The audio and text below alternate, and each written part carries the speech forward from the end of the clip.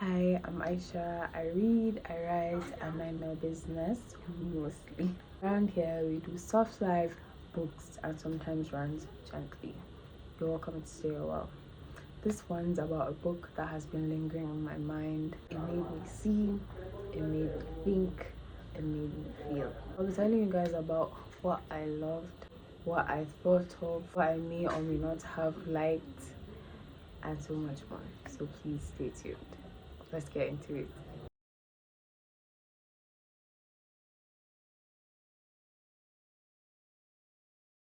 So this book, ԻFΕ MADÉ, Love Will Come, is about two people, Aduni and Adetola. So let me read the synopsis and then we can get into the dissection of the story. Set against a culture from Western Nigeria, ԻFΕ MADÉ follows the intertwined journeys of Aduni and Adetola as they navigate the complexities of life, love, and ambition. Through their experiences, the story explores the quiet reflection, the quiet strength of self-reflection, the resilience required to move forward, the importance of supportive relationships, and the transformative power of embracing one's true path. For Adetola, there was Abdul Qudus and then Abdul Wadud. For Aduni, there was Muhyiddin and Adirombi.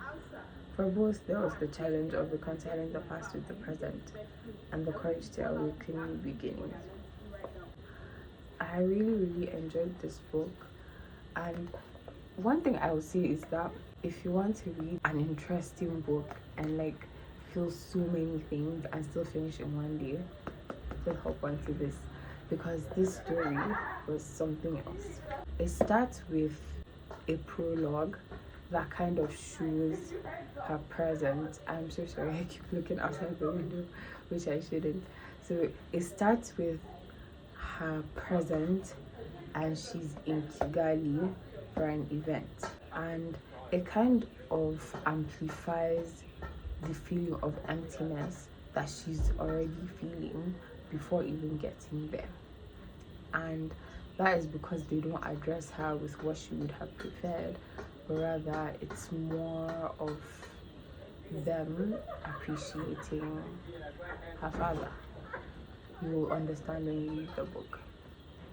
And then chapter 1 starts with exploring the type of love her parents had, how she came to be, and then after the first chapter, then you start to understand that it is a back and forth thing between certain years and certain people's POVs, meaning Auntie Aduni and Adetola's POV. I'll just give you like a summary of what Adetola went through and what Aduni went through, and then how things kind of straightened out towards the end. Excuse me. It was so crazy because she starts off as this very loving person. She's already in love with this person since secondary school. This is Adetola I'm talking about. So she loved this guy named Umar, and things just didn't work out. And she coupled with the fact that she has internalized a certain memory that leads her to question every relationship that she gets in because of said conversation she witnessed in the past. It leads you to wonder, what does it take to be in a relationship in this generation? One, without doing the wrong things, without deciding that you're too woke for certain things, without letting the patriarchy control the entire concept of what it means to be in said relationship, or you let other ideologies come and control everything. So there's Auntie Aduni, who she's a firecracker. That is the best way to describe her. She started off as the typical rich man's daughter, Alhaji's daughter. She grew up in a loving home. There was nothing amiss until her father sent her off to be the headmistress at a school that this organization he is in owns, and she ends up meeting her future husband, who at first seems loving, caring, all of the things that one would wish for, and they're married until his true colors start to show later on when they've already gotten married. So crazy to me that during the courting phase, no matter how long you get to know somebody, you can never really truly know them until you have actually stayed with the person. And that is what happened for Aduni. She came to see that he was the exact opposite of the person that she decided to marry. He came with this inferiority complex. He was always talking to her about how, because he never had a car, so she used to take his car to work. And in that moment, he would stay reminding her of the fact that she comes from privilege, and because he doesn't have that, it's like, okay, just because she has made a statement, he takes it as an attack. And to me, I'm like, you can't blame her. That is how she came. And you accepted her at the beginning as the daughter of the owner of the school you work at, who's your boss. But because now he feels he's her husband, he can treat her as he likes, which is quite unfair. And in her moments of doubt, she still decided to stay in this marriage. And for the longest time, I wondered. She never had kids with him, so why was she still there? Because she actually didn't love him. Why? And I'm going to go back to Adetola, because Adetola's long list of relationships is something else. And in each one, I love that you could pick a lesson or two from it. The author was so intentional with the way she dropped little pieces of grace in all of the men so that we could all learn something from it. And I found that so interesting. Another thing I loved was how in some places you could see translations, although like it wasn't, I wouldn't say it was consistent in the book, but then like it was still very helpful at the start of the book, especially for somebody who likes the Yoruba language but cannot speak it. So like there's very little that I was able to grasp, and this has helped. I also googled a lot of things. I went to ChatGPT a lot, and I found out the meaning of things, of places. In the book she talked about a place called Lakwe, and I've only ever heard of it as I think it's a resort or an island in Lagos, but I've never actually heard anything else about it.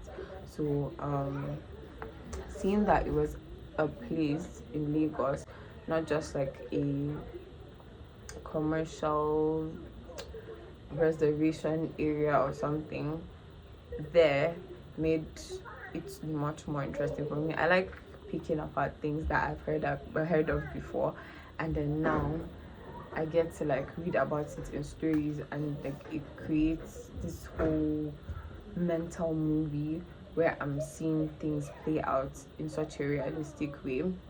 And everything has been so real from the beginning to the end. Like there's no sugar coating. It's all she casually narrates the day in the life of an average Nigerian woman married to a certain kind of man, or the spinster reaching that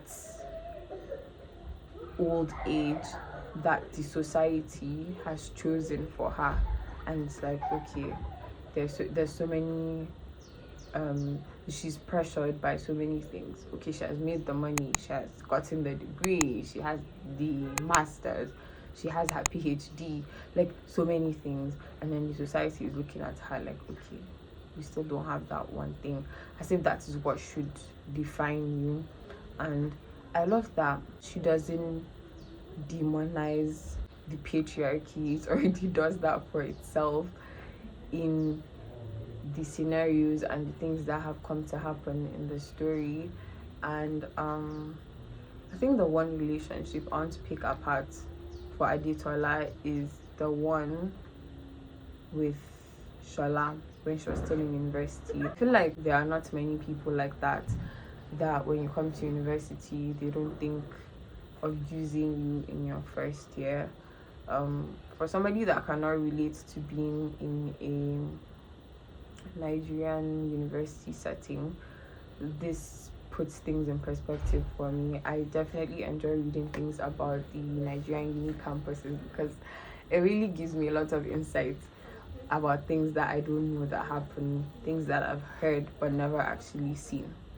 And he didn't make her that traditional uni wife, if you know what I'm talking about, the ones that are in like 400 level preying on like the 100 level girl, and they're like, oh, they like her, they promise her the world, and then all of a sudden she starts cooking for him, she starts doing this and that, and it's like, it's so sad. Like, is that what they sent you to do?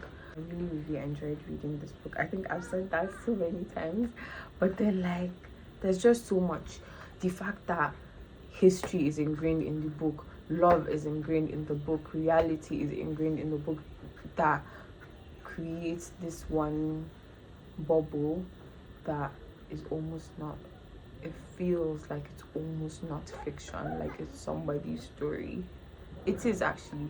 There's some Adetola out there and there's some Adini out there thinking about what she's going to do because she's afraid to let the world know, or who even cares about the world, let her family know that her marriage has actually failed. Or going to therapy, talking about your trauma, your problems. It's just a lot, but you know what? That is what makes us human, and that is what makes stories like this a masterpiece. So Habi, you did a great job, and if you haven't read this book, I think you should hop on it, because this is not a wake-up call. It's more like a thing of how do I put this? It makes you think, makes you see a lot of things, and it's not in the it slapped you back to all my stories are full, so I'm just going to keep this quick because I'm already tired. My eyes are trying to close. I'm very sleepy anyway, so I was just trying to say that it reinforces what we already know. So you just have to stand up for yourself. It's financial independence. You have to find the version of yourself who has grown and is strong. I'm so tired. Like, I want to say so much more, but then just read my Substack. That is where the curated version is. I have just handed you my heart on my not my sleeve, my palms. This is where you get the messy, scattered version, and if you want a written, curated version, then you should head on there right now. Don't forget to like, comment, share, and subscribe. All that good stuff. On Instagram, TikTok, and Aisha Sofiano on X. Aisha too on Substack as well. I'll see